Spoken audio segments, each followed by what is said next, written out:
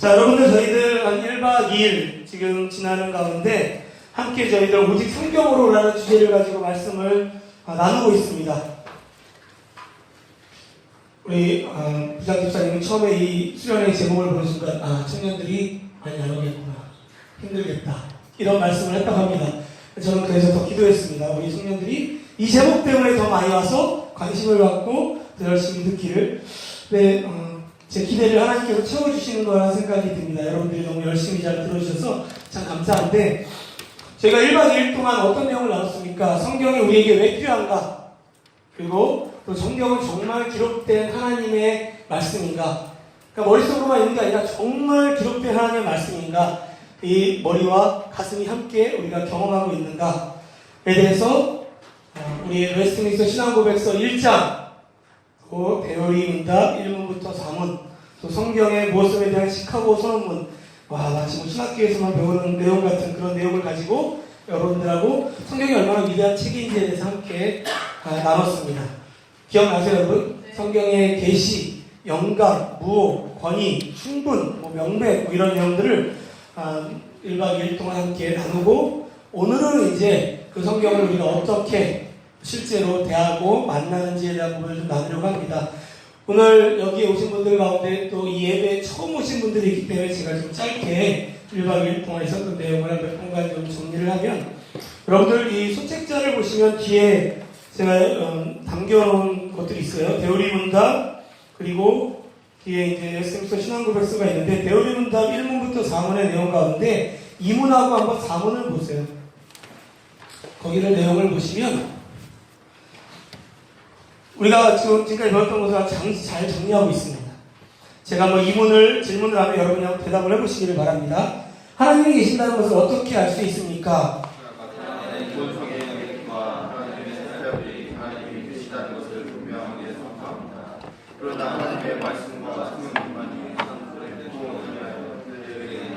충분하고 효과적으로 계시하십니다. 자, 우리 이 문을 통해서 하나님이 계시다는 걸 어떻게 알 수 있느냐라는 부분을 배웠습니다. 하나님이 우리 안에 계신다는 것, 우리를 보여준다는 것, 하나님은 일반적인 종교와 다르게 친히 우리를 찾아와서 나타내신다 그랬죠. 그걸 계시라고 그랬잖아요. 그런데 그 계시가 본성의 빛, 일반적인 하나님의 자연 만물을 통해서 나오는 그러한 계시들, 그 일반 계시라고 설명을 드렸죠. 그리고 또 하나님이 그것만 가지고는 우리가 하나님을 알 수 없기 때문에 불충분하다고 그랬어요. 왜 그렇습니까? 우리가 하나님과의 죄 가운데 가려있기 때문에. 그래서 하나님께서 하나님의 여러 가지 사역들을 통해서 내가 여기 있다라고 하는 걸 분명하게 선포한다고 했습니다. 구약성경에 나왔던 하나님이 직접 자신을 드러내는 신현이라든지 또 예언이라든지 또 이적이나 기적을 통해서 보여주시고, 지금 우리에게 마지막으로 예수 그리스도가 이 땅에 오셔서 주신 최종적인 계시가 뭐라고 그랬죠? 바로 하나님의 말씀인 성경. 이 성경을 통해서 우리에게 구원을 위한, 우리의 신앙의 삶을 위한 모든 조건들을 다 담겨놓으셨다고 했습니다. 그래서 하나님을 충분히 이것만 가지고 알 수 있고, 이것만 가지고 하나님을 우리가 경험할 수 있다라고 우리가 오전에 함께 또 세미나를 통해서 들었습니다. 자, 성경이 하나님의 말씀인 것을 어떻게 알 수 있습니까? 라고 자문에서 묻는데, 성경에 우리가 하나님 말씀인 걸 알 수 있는 것은 성경 자체가 증언을 한다고 했어요. 그래서 여러분 자문에 보게 되면 성경의 자체의 장엄함이나 순결함이나, 또 성경이 1500년 동안 40명의 저자들이 다 일일이 각자의 개성과 각자의 문체를 가지고 썼는데도 불구하고 모두가 다 같은 주제, 예수 그리스도라고 하는 같은 주제, 하나님의 영광이라고 하는 동일한 제목을 가지고, 주제를 가지고 한 방향으로 나갈 때 이것이 하나님의 말씀이 아니면 도저히 할 수가 없다라는 것을 스스로 성경 자체가 증언을 한다고 했습니다. 그래서 죄인들을 깨닫게 하는 역할을 하고 신자들을 위로하고 구원에 이르도록 자라게 한다. 기억나시죠? 그런데 이거를 우리가 아무리 성경을 본다고 해서 성경을 알 수 있다고 했습니까? 없다고 했습니까? 성경을 이해하려면 누구의 도움이 필요하냐면 성경과 함께 하시는 성령님의 도움이 있어야지만, 성령의 내주하심이 있어야지만 우리가 하나님의 말씀임을 온전히 깨달을 수 있습니다. 그래서 우리는 이것을 통해서 성경이 하나님의 말씀임을 깨닫게 되고, 이를 성령께서 깨닫게 하심을 통해서 지금 제가 들고 있는 이 성경책이 하나님의 완전 무오한 말씀임을 믿게 됩니다. 자, 제가 질문합니다. 여러분들은 이 성경이 기록된 하나님의 완전하시고 오류가 없는 온전한 말씀임을 믿으십니까, 여러분? 아멘? 믿으세요? 처음보다 확실히 대답이 더 커진 것 같아요. 감사하게 생각합니다. 근데 여러분 한번 여러분이 들고 있는 성경책을 한번 봐보세요. 자, 성경책을 다 들고 오라고 했는데 성경책을 한번 보시기 바랍니다. 그렇다면 여러분이 보시는 게 뭐예요? 기록된 살아계신 하나님의 말씀이잖아요? 완전하고 오류가 없는 하나님의 말씀인데 이 고백하는 여러분의 아멘이라고 하는 믿음이 이 성경책을 바라볼 때 어떻게 바라보게 만듭니까? 이 성경책을 보면 어떻게 보입니까? 이 성경책이 그 어떤 금은보다도 어떤 주식보다도 어떤 것보다도 막 번쩍번쩍 빛이 나는 막 보물로 세상에서 가질 수 없는 그런 다이아몬드보다도 더 빛나는 보석처럼 보입니까, 여러분? 보인다 하시는 분 손 들어보세요. 안 보이는 모양이네. 그 정도는 아닌가요? 아니면 그냥 흔히 볼 수 있는 그냥 뭐 두꺼운 종이책 한 권, 큰 두꺼운 책, 이 정도로 여러분들을 보이십니까? 아마 어제 첫날부터 계셨던 분들은 제가 이제 처음에 얘기했던 이 지식엔 두 가지가 있다는 걸 기억할 거예요. 어떤 지식이 있다고 했죠? 조나단 에드워즈가 얘기했던 머리로 하는 지식. 그렇죠. 이론적 지식이라고 하기도 하고 자연적 지식이라고도 하는 머리로 하는 지식이 있고 또 하나는 가슴으로 하는 지식. 우리의 마음의 감각으로 하는 그런 영적인 지식이라고 하는 가슴으로 하는 지식이 있다고 말했습니다. 여러분 우리에게 이 두 가지 지식이 다 필요합니다. 한 가지만 있으면 안 됩니다. 머리로 하는 지식을 누가 준 겁니까? 하나님이 주신 거예요. 그렇죠? 우리 인간에게만 주신 유일한 선물 중에 하나가 또 뭐예요? 이성이잖아요. 이성과 지성을 통해서 우리가 하나님을 아는 지식을 얻을 수 있기 때문에 우리는 꼭 필요합니다. 그래서 우리가 성경책을 바라볼 때 이 빽빽하게 쓰여져 있는 이 1189장으로 되어 있는 우리 남들이 볼 때는 또 우리가 볼 때도 단순히 두꺼운 종이책 한 권처럼 이것이 보인다 했더라도 이것이 그렇게 보여진다고 하더라도 우리는 이 성경책을 읽어야 합니다. 그렇죠, 여러분? 왜냐하면 이 안에 하나님의 지식이 들어있기 때문입니다. 우리가 이 책을 읽고 연구하지 않으면 어떻게 하나님이 이 땅의 만물의 창조주이고 우리가 피조물인 것을 여러분들 알 수 있겠습니까? 우리가 아담의 죄로 인해 죄에 속한 죄인임을 어떻게 알 수 있겠습니까?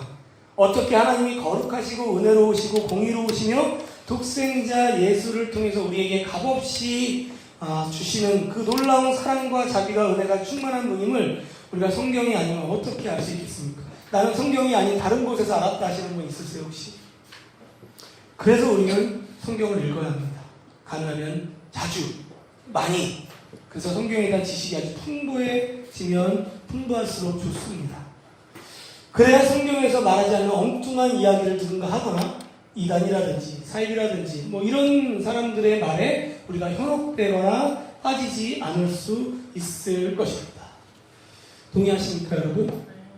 그렇죠? 동의하는데 여러분 이렇게 두껍고 성경이 딱딱한 종이책으로 우리한테 만약에 여겨진다면 어떨까요 여러분? 이것이 여러분들이 즐겨보는 웹툰보다 재미있을까요?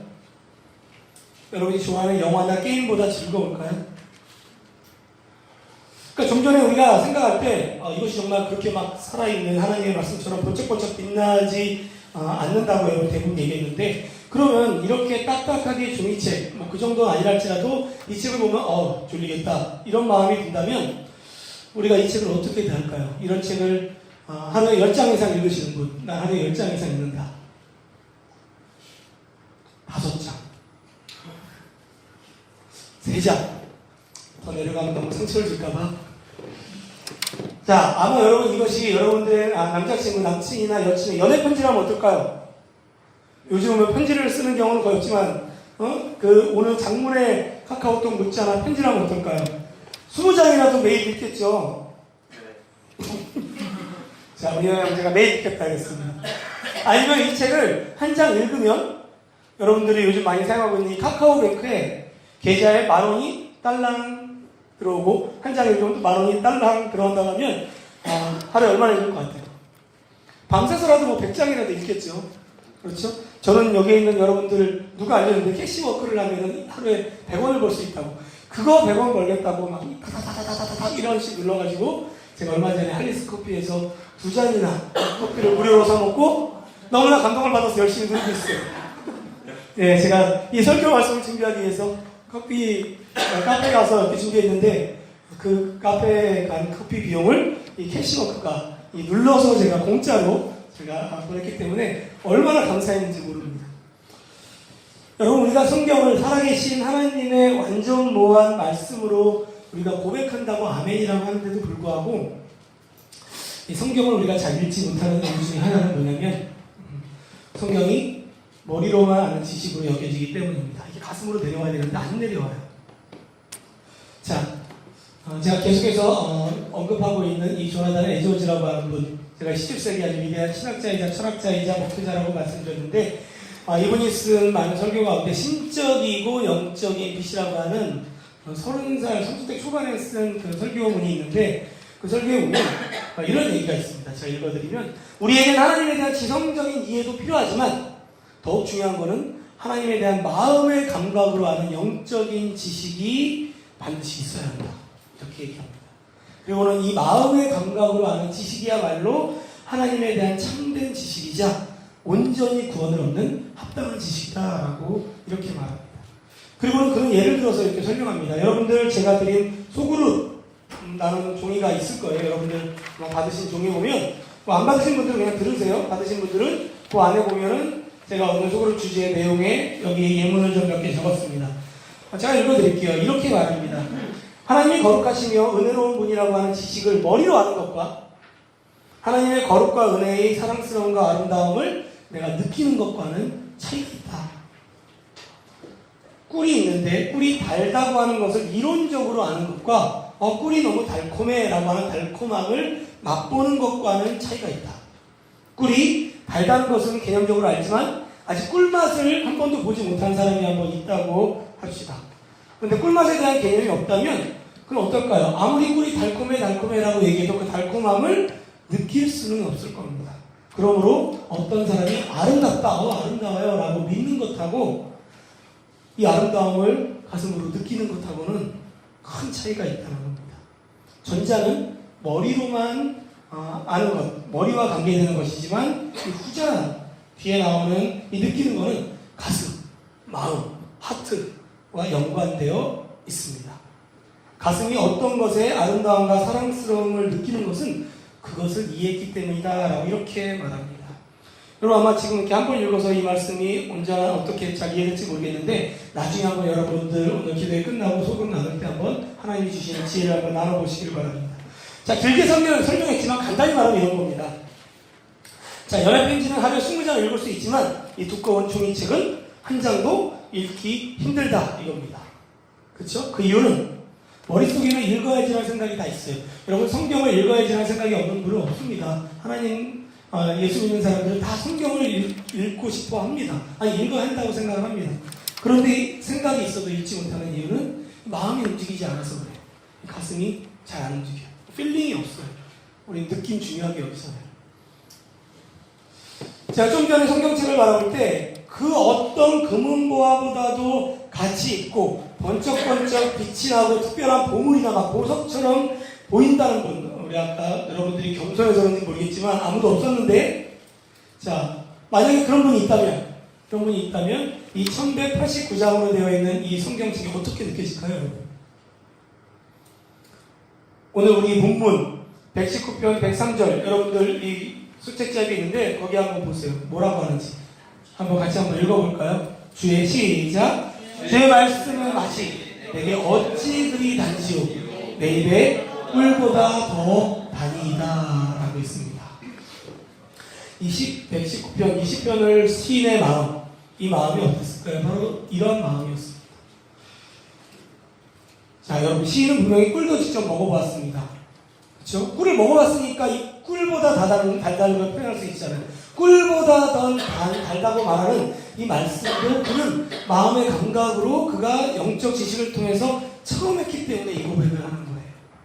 여러분 이러한 고백을 여러분이 해본 적이 있는지 모르겠지만 지금 시인처럼 이렇게 성경 말씀을, 자 꿀은 다 먹어봤죠. 꿀 안 먹어본 분, 자 꿀은 먹어봤으니까 꿀보다 달다라는 말씀으로 체험하고 싶지 않으십니까 여러분?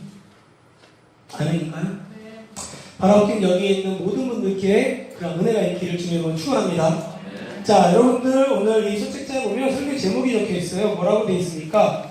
그렇다면 성경을 어떻게 대해야 되는가 하면서 그 옆에 제가 가로치고 하나를 써놓은 게 있어요. 뭐라고 되어 있습니까?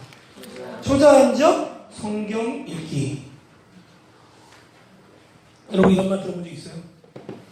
저도 이 얘기를 처음 들었습니다. 이 얘기를 쓴 분의 책을 제가 읽고 나서 제가 이 말씀을 전해야 되겠다 생각이 들었는데, 제가 여러분들께 오늘 저녁과 내일 오전을 통해서 소개해드릴 이 성경 읽기, 우리가 성경을 어떻게 읽어야 되는가의 방법이 바로 이 초자연적인 성경 읽기라는 방법입니다.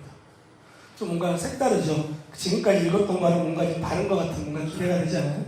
자, 어떤 지식을 사용할까요, 여러분? 우리 두 가지 지식 가운데 머리로 하는 지식과 가슴으로 하는 지식, 마음의 감각으로 하는 지식 가운데 무엇을 사용할까요?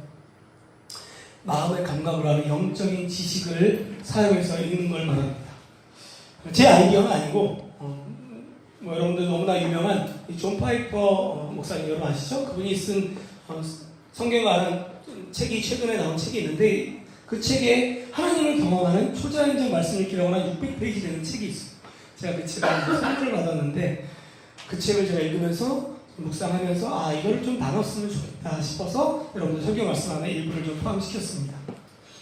자, 방법에 앞서서 먼저 함께 점검해 보기를 원합니다. 머리에서 오느라고 수고했습니다.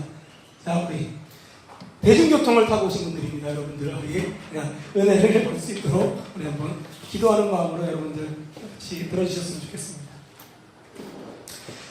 자, 점검을 해보려고 합니다. 방법에 앞서 점검, 어떤 점검을 하려고 하면 머리로 하는 지식, 우리가 아니라 이것만 가지고 아는 것이 아니라 마음의 지식, 우리가 이 마음의 감각의 지식을 경험하기 위해서는 조건이 있습니다. 어떤 조건이 필요할까요? 너무나 단순한 조건이에요. 우리가 너무나 잘 아는 겁니다. 자, 성령으로 인한 거듭남이 있어야 됩니다. 다른 말로 하면 내가 죄인됨을 인정하고 회개하고 예수를 믿고 성령이 내주하는 자여야만 합니다. 왜냐하면 우리가 배웠잖아요. 성령의 조명하심이 없으면 성경을 깨달을 수 있다고 했습니까? 없다고 했습니까? 없어요. 그럼 성령이 없는 사람은 이걸 읽을 수가 없잖아요. 이런 마음을 가지고. 그러니까 성령의 내주하심이 없다면 아무리 성경을 읽어도 신이 경험한 이 달콤한 꿀맛 같은 체험은 절대로 할 수가 없다는 겁니다. 한번 성경의 예를 가지고 한번 찾아보도록 하겠습니다. 마태복음 23장으로 한번 가보겠습니다. 자, 39페이지에 있어요. 신약성경 39페이지. 마태복음 23장 1절부터 우리 한번 3절까지의 말씀을 한번 읽도록 하겠습니다. 한번 읽겠습니다. 시작. 이에 예수께서 무리와 제자들에게 말씀하여 이르시되 서기관들과 바리새인들이 모세의 자리에 앉았으니 그러므로 무엇이든지 그들이 말하는 바는 행하고 지키되 그들이 하는 행위는 본받지 말라. 그들은 말만 하고 행하지 아니하며, 이렇게 말합니다. 자, 이 말씀은 서기관들과 바리새인들을 지금 예수님께서 꾸짖는 말씀입니다. 여러분, 아마도 예수님이 사셨던 당시에 서기관과 바리새인보다 성경을 많이 읽고 많이 아는 사람은 아마 거의 없었을 것입니다. 그들은 그만큼 하나님의 율법이 말씀에 정통한 자였어요. 율법 학자였고 율법 교사였습니다. 성경을 가르치는 자였습니다. 회당에서 성경을 가르치는 자였습니다. 그래서 종교 지도자로서 수많은 유대인들로부터 존경을 받던 자입니다. 그런데 이러한 자들에게 지금 예수님께서 유대인들이었던 그 당시에 무리들과 제자들이 있는 데서 지금 말하는 거예요. 그들이 너희에게 말하는 것은 무엇이든지 다 행하고 지켜라. 그렇긴 하지만 그들의 행실은 따르지 마라. 왜냐하면 그들은 말만 하고 행하지 않기 때문이다 라고 이렇게 말을 합니다. 자, 여러분, 이 당시에 이 서기관이나 바리새인들이 옆에서 이 얘기를 들었다면 어땠을까요? 굉장히 기분이 나빴겠죠. 치욕적이고 아마 모욕적으로 받아들였을 겁니다. 그런데 더 충격적인 내용이 그 앞에 있는 12장에 나오는데 마태복음 12장을 한번 보시기를 바랍니다. 마태복음 12장 한번 우리 앞으로 가볼게요. 18페이지에 있습니다. 12장 1절부터 8절까지의 말씀을 한번 보려고 합니다. 1절에 보게 되면 어느 날 예수님과 제자들이 밀밭 사이를 가고 있었습니다. 그런데 제자들이 너무 배가 고픈 거예요. 그래서 거기에 있는 이제 이삭을 잘라 먹었습니다. 그런데 그날이 마침 안식일, 지금 우리 보면 이제 주일이겠죠. 이 안식일이었던 거예요. 그래서 이 광경을 보고 있던 바리새인들이 예수님께 말을 합니다. 우리 한번 2절부터 8절까지를 같이 한번 읽어볼게요. 시작. 바리새인들이 보고 예수께 말하되 보시오, 당신의 제자들이 예수께서 이르시되 다윗이 자기와 그 함께한 자들이 시장할 때 한 일을 읽지 못하였느냐. 그가 하나님의 전에 들어가서 제사장 외에는 자기나 그 함께한 자들이 먹어서는 안 되는 진설병을 먹지 아니하느냐. 또 안식일에 제사장들이 성전 안에서 안식을 범하여도 죄가 없음을 너희가 율법에서 읽지 못하였느냐. 내가 너희에게 이르노니 성전보다 더 큰 이가 여기 있느니라. 나는 자비를 원하고 제사를 원하지 아니하노라 하신 뜻을 너희가 알았더라면 무죄한 자를 정죄하지 아니하였으리라. 인자는 안식일의 주인이라 하시니라. 이렇게 말합니다.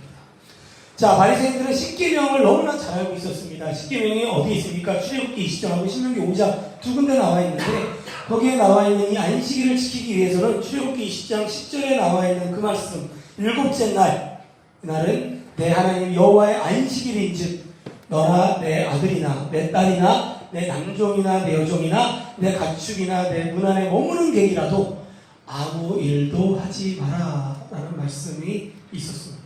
그래서 이 말씀을 이들은 믿었습니다. 이 말씀대로 지켜야 된다고 생각을 했습니다.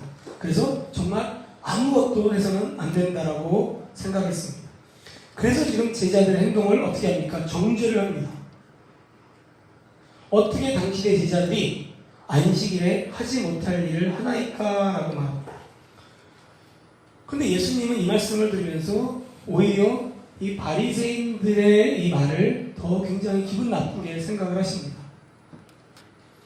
바리새인들의 그분의 제자들을 정죄하는 것을 좋아하지 않으셨습니다. 오히려 예수님 보시기에는 7절 거기 보게 되면 무죄한 자를 정죄한다고 해요. 죄가 없다라고 생각을 했습니다. 그러니까 예수님 보시기 제자들은 아무 죄가 없었습니다. 그래서 예수님은 바리새인들에게 너희들이 지금 성경을 잘못 읽었기 때문에 이런 잘못된 정죄를 하고 있다라고 지금 이 말씀을 통해서 보여주는 겁니다. 세 번의 이야기를 하고 있는데 한번 좀 살펴보려고 합니다. 첫 번째는 3절과 4절에 등장을 합니다. 3절과 4절에 보게 되면 예수님은 다윗과 그의 부하들이 사울을 피해 달아나던 그 가운데 먹을 것이 너무나 필요했던 이 사무엘상 21장 1절부터 6절까지의 사건을 이야기합니다. 이걸 살펴보진 않을 거예요. 그러니까 다윗과 부하들이 이제 사울을 피해서 막 달아나는 가운데 너무나 이제 배가 고프잖아요. 그때 다윗이 누구를 만나냐면 제사장 아히멜렉이라고 하는 자를 만나게 됩니다. 그래서 아히멜렉을 이제 설득을 합니다. 그래서 지금 성소 하나님 앞에 제사 드리는 거기에 올려있던 그 차려놓은 신성한 떡이라고 불리는 그 진설병을 좀 달라고 합니다. 이거밖에 없다고 하니까 그거라도 먹겠다고 합니다. 그래서 그걸 받아서 먹었습니다. 자, 예수님과 그 당시 다윗과 그 함께했던 부하들이 그 진설병을 먹었으니까 죄를 진 겁니까? 안 진 겁니까? 율법을 어긴 걸까요? 안 어긴 걸까요? 율법을 어긴 거예요. 그러니까 여기 보면은, 자, 예수님은 자신과 다윗이 법을 어기지 않았다고 지금 말하는 게 아닙니다. 우리가 잘 봐야 됩니다. 그러니까 예수님은 나는 당당하다라고 말하는 것이 아닙니다. 거룩한 떡인 진설병을 먹는 것과 지금 안식일에 밀 이삭을 잘라 먹은 것이 율법적으로 아무런 문제가 없기 때문에 지금 너는 왜 죄 없는 자를 정죄하느냐라고 지금 말씀하는 것이 아닙니다. 왜냐하면 4절을 보면 뭐라고 합니까? 하나님의 전에 들어가서 제사장 외에는 자기나 그와 함께한 자들이 먹어서는 안 되는 진설병을 먹었다 그랬어요. 그러니까 그는 이미 예수님은 먹어서는 안 되는 진설병을 먹었다라고 예수님이 인정한 거예요. 다윗이 먹은 진설병은 원래는 먹으면 안 되는 거다. 먹어서는 안 된다. 하나님 앞에 제사 드리는 음식이었고 이걸 먹는 건 율법에 어기는 거기 때문에 문제가 되기 때문에 안 된다고 했습니다. 그런데도 불구하고 예수님은 지금 7절에서 뭐라고 합니까? 무죄하다라고 말을 하고 있어요. 왜 그럴까요, 여러분? 똑같이 성경을 읽는데 바리새인이 보는 것과 예수님이 보는 게 뭔가 달라요. 그렇죠?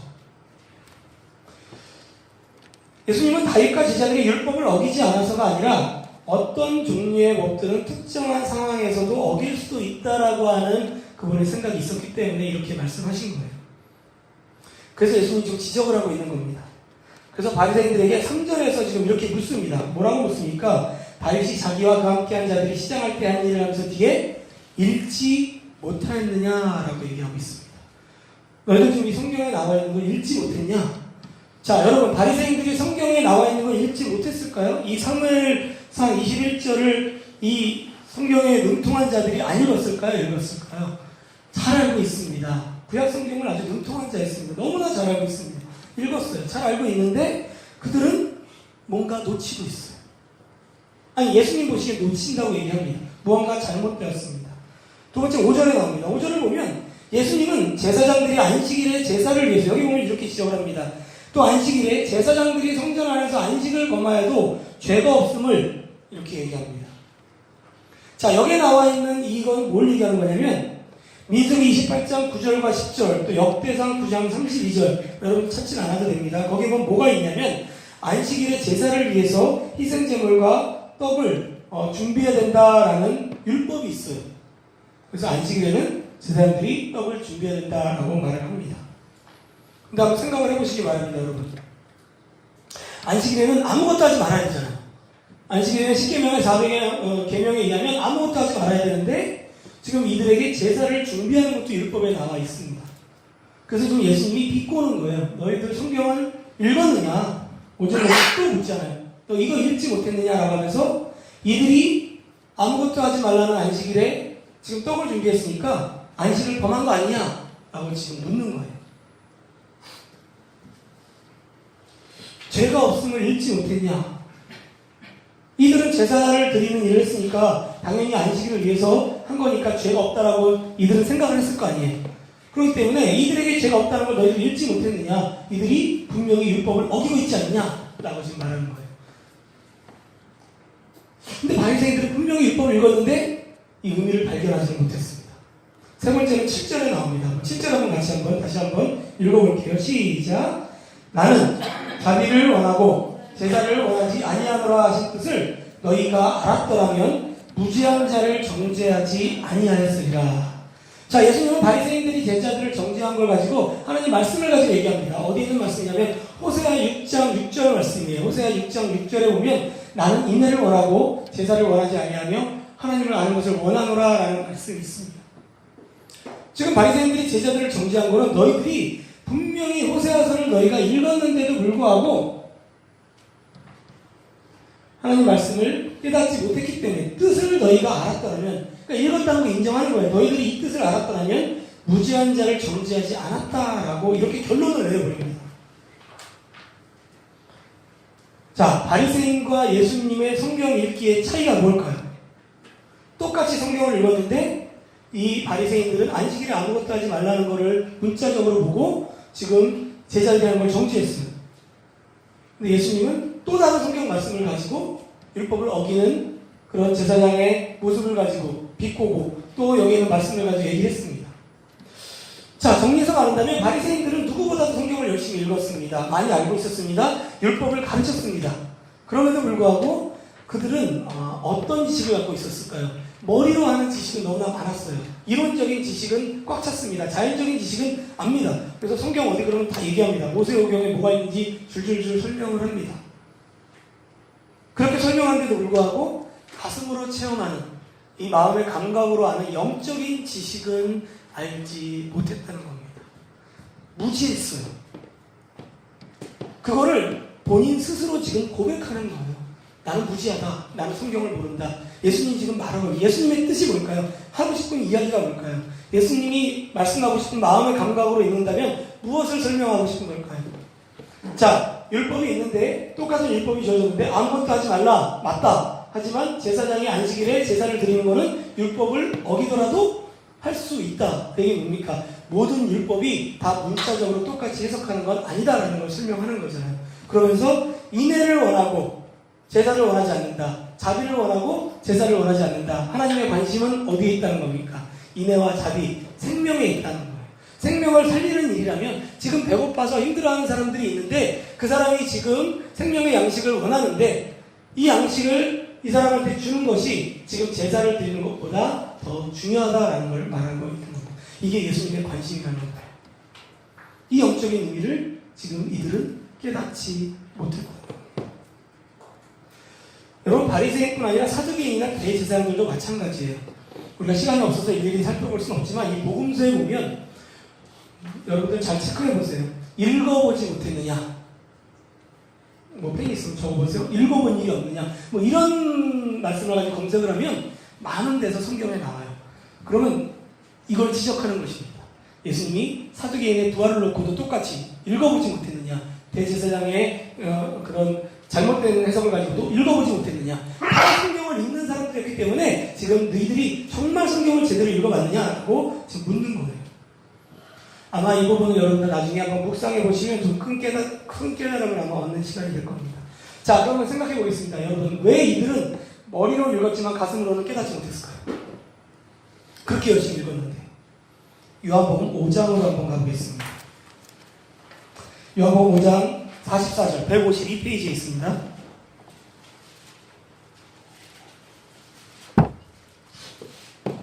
요한복음 5장 44절 152페이지 찾으셨어요? 한번 같이 한번 읽어볼까요? 너희가 시작. 너희가 서로 영광을 취하고 유일하신 하나님께로부터 오는 영광은 구하지 아니하니 어찌 나를 믿을 수 있느냐. 자, 이들이 성경을 읽었음에도 불구하고 가슴이 뜨거워지는 이 초월적인 하나님, 살아계신 하나님을 만나지 못하는 것, 이 영적인 의미, 이걸 만나지 못하는 이유는 뭘까요? 이들은 예수를 믿지 않았어요. 단순하게 얘기하면. 그리고 예수를 믿을 수 없는 이유가 나오는데 그 이유는 뭡니까? 하나님의 영광보다 인간의 영광을 더 사랑했기 때문에 이들은 이 성경의 말씀을 머리로 알지만 가슴으로 이해하지 못했다고 말합니다. 다른 말로 하면 하나님보다 더 다른 것들을 많이 사랑했기 때문이라고 말합니다. 사랑하는 주님 여러분, 바리새인들, 서기관, 제사장들은 성경을 열심히 읽었던 사람입니다. 하나님보다 나 자신, 그럼에도 불구하고 하나님보다 나 자신을 더 사랑하고 하나님보다 돈을 사랑하고 하나님보다 세상을 더 사랑했기 때문에 예수가 하나님께서 나에게 주신 진정한 삶의 구원자이자 진정한 주인임을 믿지 못했다는 겁니다. 그들은 자신이 죄와 허물로 죽었던 하나님의 진노를 받을 수밖에 없었던 죄인이라는 것을 깨닫지 못했어요. 인정하지 않았습니다. 따라서 그들 안에는 뭐가 없습니까? 성령이 없어요. 성령이 없으면 하나님의 말씀을 깨달을 수 있습니까? 없습니까? 깨달을 수 없습니다. 여러분, 성경이 하나님의 말씀이라는 걸 깨닫는 것은 내 힘과 노력으로 되는 것이 아니라 성령 하나님의 깨닫게 해주시는 조명하심이 있어야지만 가능한데 이들은 성경을 읽는데 예수를 믿지 않으니 성령을 받지 못했으니 죽었다 깨어나도 이 말씀의 의미를 알 수가 없는 겁니다. 자, 그래서 여러분, 먼저 기록된 하나님의 말씀의 성경을 제대로 이해하고 초자연적이고 살아계신 하나님을 체험하려면 우리가 무엇이 필요할까요? 무엇이 필요하죠? 성령. 우리가 흔히 우리 교단이나 교회에서는 이런 얘기를 안 쓰는데 성령을 받아야 돼요. 성령을. 그렇죠? 그러니까 다른 말로 하면 우리가 거듭나야 됩니다. 또 다른 말로 하면 예수를 믿어야 됩니다. 자, 질문 하나 하겠습니다. 우리 예수님의 표현으로. 자, 여러분, 진실로 예수님께서 여러분의 죄를 위해서 십자가에서 죽으시고 부활하신 하나님의 아들이자 구원자이심을 믿으십니까? 아멘. 한 반만 믿는 것 같은데 한 번 더 묻겠습니다. 여러분, 진정으로 예수님이 여러분의 죄를 위해서 십자가에서 여러분을 위해서 생명을 바치시고 여러분을 위해서 다시 사신 하나님의 아들이자 구원자이심을 가슴으로 믿으십니까? 아멘. 그쵸? 자, 아멘이라고 대답하셨다면 여러분들은 이미 성령을 받으신 줄 믿으시기를 바랍니다. 아멘. 자, 여러분 안에 성령이 내주하고 계심을 믿으시기를 바랍니다. 왜냐하면 성경이 그대로 증언하고 있기 때문입니다. 고린도전서 12장으로 가볼게요. 자, 278페이지에 있습니다. 여러분, 신약 성경이니까 살짝 넘기면 될 것 같아요. 278페이지 고린도전서 12장 3절을 가보겠습니다. 거기 이런 말씀이 나옵니다. 놀라운 말씀인데요. 같이 한번 읽겠습니다. 그러므로 시작. 그러므로 내가 너희에게 알리노니 하나님의 영으로 말하는 자는 누구든지 예수를 저주할 자라 하지 아니하고 성령으로 아니하고는 누구든지 예수를 주시라 할 수 없느니라 라고 말합니다. 자, 여러분들이 지금 방금 다 예수님은 나의 주님이자 하나님의 아들입니다 라고 분명히 고백했어요. 그렇죠? 그 고백이 거짓이 아니라면 자, 우리에게 조건이 만족되었습니다. 성령이 내 안에 있습니다. 자, 우리 옆에 있는 분들 같이 한번 인사하겠습니다. 당신 안에 성령님이 계십니다. 자, 바울은 성령이 내주하는 자에게 놀라운 선물이 주어진다고 말합니다. 고린도후서 4장 6절을 한번 살펴보겠습니다. 한 10페이지 정도 넘기면 돼요. 289페이지를 보세요. 거기를 보시면 고린도후서 4장 6절 말씀. 이 말씀도 여러분 굉장히 정말 놀라운 말씀이에요. 이 말씀 한번 우리가 마음의 감각으로, 성령이 있으니까 마음의 감각으로 한번 여러분들 한번 함께 읽기를 원합니다. 시작. 어두운데 빛이 비치라 말씀하셨던 그 하나님께서 예수 그리스도의 얼굴에 있는 하나님의 영광을 아는 빛을 우리 마음에 비추셨느니라. 성령님께서 우리로 하여금 뭘 비추셨다고요? 예수 그리스도를 통해 비춰주시는 하나님의 영광을 아는 빛을 우리 마음에 비췄다고 얘기합니다. 여러분 안에 성령이 계시죠? 여러분 마음 안에 뭐가 있다고요? 하나님을 아는 빛이 있다고요. 하나님을 아는 빛. 누구를 통해서? 예수 그리스도를 통해서 하나님을 아는 빛이 있다는 겁니다. 이것이 바로 이 빛이 마음의 감각으로 아는 영적인 지식입니다. 이 영적 감각인 마음에 비추인 이 빛을 가지고 우리는 뭘 볼 수 있습니까? 하나님의 영광을 볼 수 있어요. 그리고 그 영광의 통로는 예수 그리스도고 그 매개체는 뭡니까? 바로 이 성경이에요. 성경. 하나님의 기록된 말씀. 다 연결된 겁니다. 성경 안에 있는 예수 그리스도를 하나님의 마음에 비친 빛을 가지고 보는 겁니다. 자, 따라서 우리는 성령께서 우리를 도우시면 하나님의 무한 말씀인 이 성경을 지금까지는 여러분들이 몸이 건조하고 지루하고 딱딱한 책으로 봤는지 모르겠지만 이제 우리가 확실하게 배웠으니까 우리는 달콤한 꿀을 맛보듯이 읽을 수 있습니다. 이 조건을 만족시켰잖아요. 하나님의 영광의 아름다움을 이제는 지식으로 보는 것이 아니라 직접 내가 감각으로 느끼고 체험하는 놀라운 경험을 할 수 있게 되는 겁니다. 가슴이 들뜨니까 여러분? 아멘? 안 그런 것 같은데. 근데 여러분 생각해 보세요. 그런데 우리가 성령이 안에 있다는 것을 지금 오늘 처음 한 거 아니잖아요. 이미 알고 있는 분들이 있잖아요. 그런데 왜 우리가 그동안은 성령이 내 안에 있음에도 불구하고 왜 이러한 체험, 왜 이것이 우리 안에 경험이 잘 되지 않는 걸까요? 그 이유는 뭘까요? 우리가 좀 전에 요한복음 5장 44절에서 우리가 뭘 살펴봤습니까? 바리새인들이 하나님의 말씀을 깨닫지 못하는 이유가 뭐라고요? 하나님의 영광을 사랑하는 것보다 누구를 사랑해서? 나를 사랑해서 나의 영광을 더 사랑하기 때문이다라고 말합니다. 여러분 이 말씀은 우리에게도 똑같이 적용됩니다. 안타깝게도 예수를 믿는데도 불구하고 우리도 여전히 우리의 연약함 때문에 우리가 여전히 죄의 영향력 아래 있기 때문에 우리가 그 죄가 우리 마음의 빛을 가려서 영광을 가려서 하나님과의 뜨거운 만남을 가져야 되는데 갖지 못한다는 겁니다. 자, 요한일서 2장으로 한번 가보겠습니다. 요한일서 2장은 389페이지에 있습니다. 요한일서 2장 15절을 한번 보겠습니다.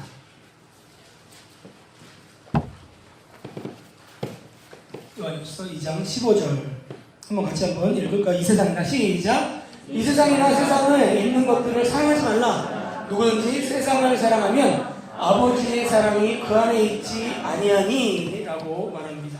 자, 여러분 이 말씀 지금 믿지 않는 자에게 말하는 걸까요?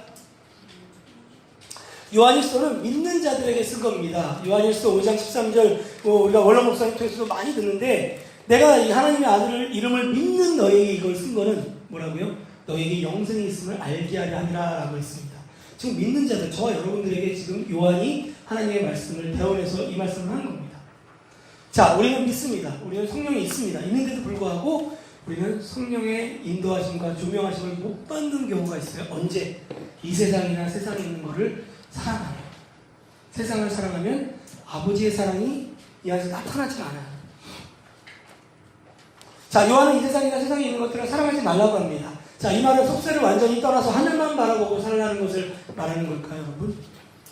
아닙니다. 우리는 분명히 세상 속에 남겨 있어야 됩니다. 이 말씀은 하나님보다 더 사랑하지 말라는 겁니다. 내 이웃을 내 몸과 같이 사랑하라 그랬어요. 그러면 누굴 먼저 사랑해야 됩니까? 나를 사랑해야 되잖아요. 내 몸을 먼저 사랑해야 돼요. 여러분 자신을 사랑합니다. 사랑해야만 합니다.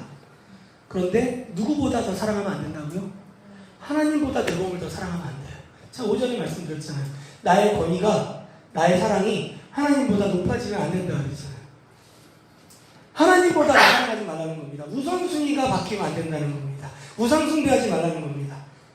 그리고 하나님보다 세상을 더 사랑할 수 있는 유혹을 많이 받는 여러분들에게 유혹을 물리치는 방법을 그 앞에 14절에서 말하고 있습니다.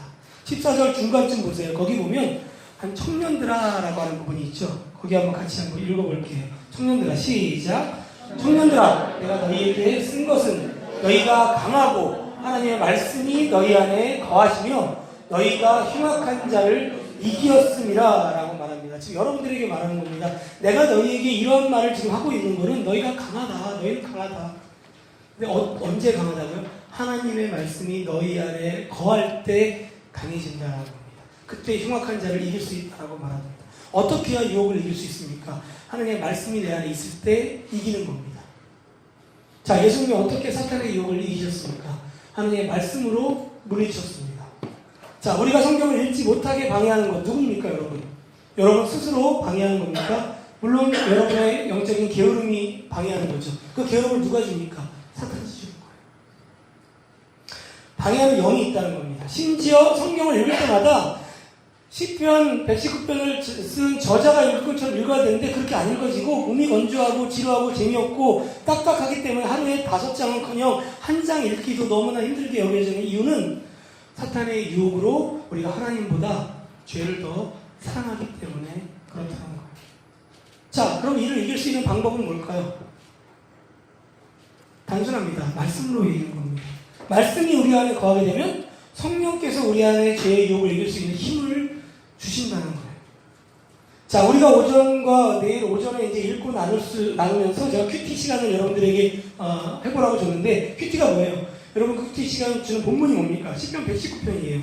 성경에서 가장 근 176절의 절을 88절씩 제가 읽으면서 여러분들이 하나님이 주시는 그런 은혜를 나누라고 했잖아요. 근데 그 119편 내용을 여러분들 오늘 오전에 읽었잖아요. 거기 보면 어떤 내용이 있습니까? 다 성경 말씀에 대한 시인의 고백이 담겨 있죠. 시편 119편을 한번 펼쳐볼게요. 구약성경 한번 볼게요. 890페이지에 있습니다. 거기 보시면 우리가 읽었던 18절 있는 데부터 몇 절만 한번 찾아볼게요. 제가 여러분들이 성경을 읽는 방법을 좀 소개하는 겁니다. 자, 119편 18절을 먼저 보세요. 오늘 본문이기도 한데 우리가 말씀을 읽게 되는데 이렇게 먼저 기도하라는 겁니다. 자, 한번 같이 18절 읽겠습니다. 시작. 내 눈을 열어서 주의 율법에서 놀라운 것을 보게 하소서. 자, 하나님의 말씀을 읽을 때 그냥 읽는 것이 아니라 하나님, 내 눈을 열어서 내 안에 비춰진 이 영적인 감각, 마음의 감각을 사용해서 예수 그리스도 안에서 보게 되는 하나님의 영광을 아는 빛을 통해서 놀라운 것을 제가 보게 하여 주시옵소서라고 기도하고 성경을 읽기를 시작하는 겁니다. 그리고는 33절로 한번 넘어가서 보세요. 우리가 그렇게 기대하면서 읽는 가운데 이러한 고백을 하는 겁니다. 같이 한번 읽겠습니다. 시작. 여호와여, 주의 율례들의 도를 내게 가르치소서. 내가 끝까지 지키리이다 라고 이렇게 하나님의 말씀을 가르쳐달라고 하면서 내가 끝까지 지키겠다 라고 결단을 한 뒤에 36절과 37절 한번 같이 읽겠습니다. 시작. 내 마음을 주의 증거들에게 향하게 하시고 탐욕으로 향하지 말게 하소서. 내 눈을 돌이켜 허탄한 것을 보지 말게 하시고 주의 길에서 나를 살아나게 하소서라고 선포하면서 성경 말씀을 읽으라는 겁니다. 그러면 어떻게 될까요? 성령의 놀라운 역사를 경험하게 된다는 겁니다. 이게 시편 119편이 우리에게 사용하라고 하는 적용점이에요. 제가 여러분들에게 큐티 한번 해보라는 게 그런 의미에서 하는 겁니다. 내일 오전에 한번 여러분 뒷부분을 읽을 때는 좀 더 이러한 마음을 가지고 여러분 한번 읽어보시기를 바랍니다. 이 시편 119편을 고백하고 있는 시인과 같은 은혜가 저 여러분들이 일어나길 주님의 이름으로 축원합니다. 그렇다면 우리가 성경을 통해서 궁극적으로 보고 느끼고 이제 체험해야 되는 게 있잖아요. 이걸 봤습니다. 이렇게 읽어나가면 우리가 지금까지는 경험해보지 못했던 어떤 것들을 우리가 이제 체험하게 되는 걸까요? 바로 하나님의 아는 빛을 통해서 고린도후서 4장 6절에서 뭐라 그랬죠? 뭘 본다 그랬죠?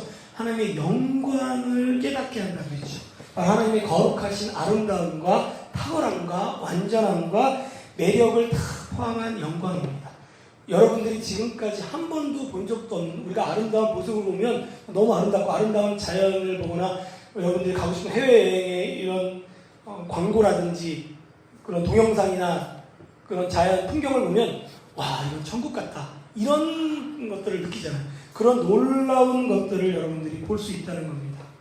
자, 그 존 파이퍼 목사는 초자연적 성경 읽기의 궁극적 목적, 이런 읽기, 제가 지금 말씀드린 이런 읽기가 초자연적인 성경 읽기인데, 이런 읽기의 궁극적인 목표를 이렇게 얘기합니다. 여러분들의 소그룹 주제에 거기 나와 있는 데도 써 있는데 제가 한번 읽어보겠습니다.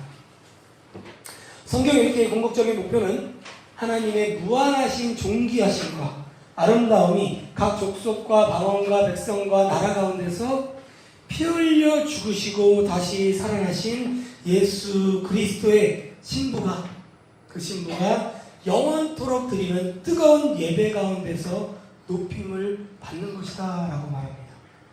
다시 한번 읽을게요.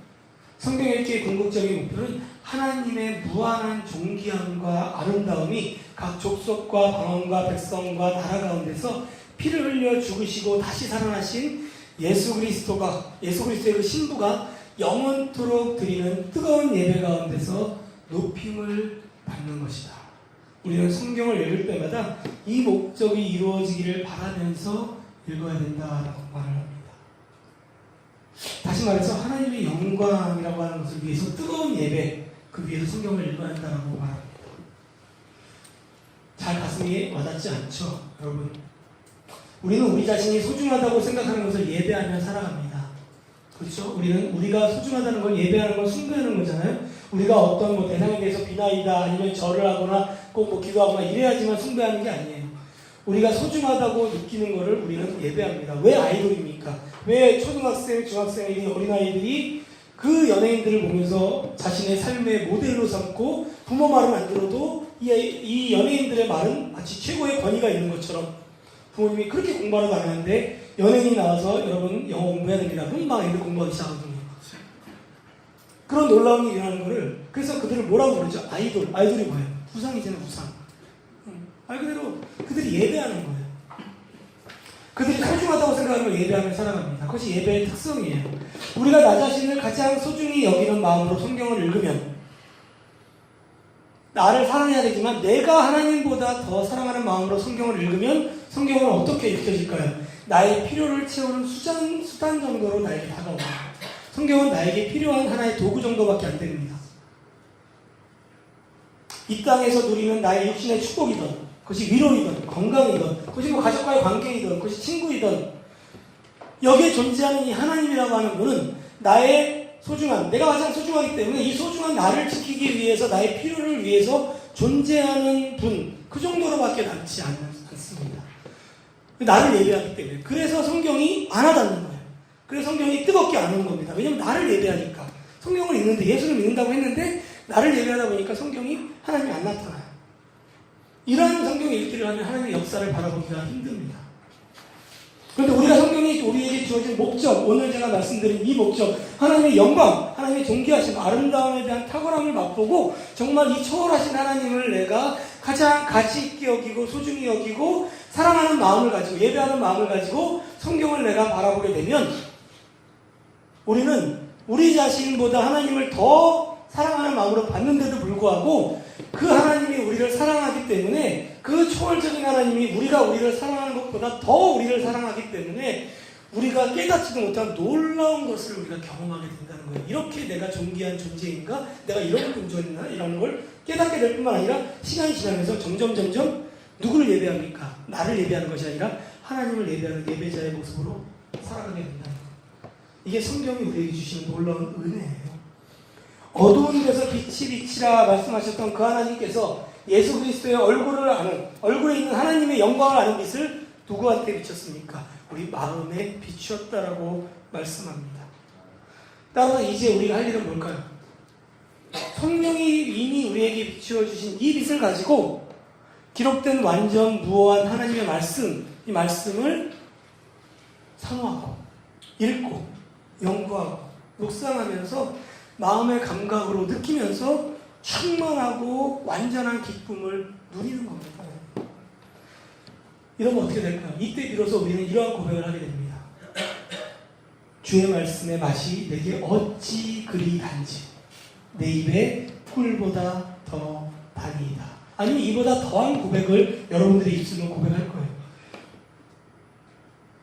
그리고 이러한 고백을 하면 어떠한 삶이 찾아온다고 할지라도 이 땅에 고난이 찾아오던 이 땅에 아픔과 시련이 찾아오던 어떠한 상황과 환경이 우리에게 주어지더라도 믿음이 흔들릴까요? 안 흔들릴까요? 흔들리지 않죠. 뭘 받기 때문에? 하나님의 영광을 받기 때문에. 하나님을 만났잖아요. 여러분, 하나님을 만난 사람들은 흔들리지 않아요.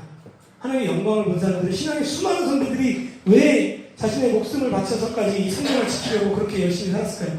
하나님의 영광을 이 안에서 봤기 때문에 그렇습니다. 충성되어 하나님의 사명을 붙들고 살아가게 된다는 겁니다. 사랑하는 여러분, 여러분 손에 있는 이 성경의 이 놀라운 책임을 믿으시기를 바랍니다. 말씀을 조금씩 맞춰보겠습니다. 여러분, 손에 쥘 수 있다고, 손에 쉽게 쥘 수 있다고 가볍게 여기지 마시기를 바랍니다. 제가 말씀드렸잖아요. 500년, 600년 전에 이 성경 한 권 얼마였다고요? 인쇄술이 나오기 전에 5억, 양 300마리, 소 200마리를 잡아서 양피지에 5년 동안 필사를 해야지만 주어질 수 있는 게 성경이었어요. 일반인에게는 주어지지도 않을 뿐만 아니라 너무 비싸서 구할 수도 없었어요. 구텐베르크라고 하는 인물을 통해서, 하나님의 선비를 통해서 인쇄술이 나오면서 처음으로 마틴 루터의 종교개혁을 통해서 이제 번역이 되기 시작했는데, 그때 처음 번역된 그 독일어 성경이 얼마? 그 신약 성경 하나에 지금 돈으로 70만 원. 신구약 다 하면 얼마 될까요? 몇백만 원 했겠죠. 여러분, 지금 우리가 갖고 있는 성경 얼마입니까? 불과 몇만 원도 안 하잖아요. 그렇죠? 또 공짜로 나눠줍니다. 교회에서. 여러분들이 정말 하나님을 만나기 원하는 사람들은, 처음 오신 분들은 선물로도 우리가 막 주잖아요. 성경을 핸드폰으로도 얼마든지 볼 수 있고. 이렇게 우리가 가볍게 받을 수 있다고 해서 가볍게 여기지 마시길 바랍니다. 이 기록된 하나님의 말씀이 성경이 우리에게 오기까지는 여러분, 수많은 사람들의 노력과 우리의 신앙의 선배들의 순교의 피가 담겨 있음을 우리는 기억해야 됩니다.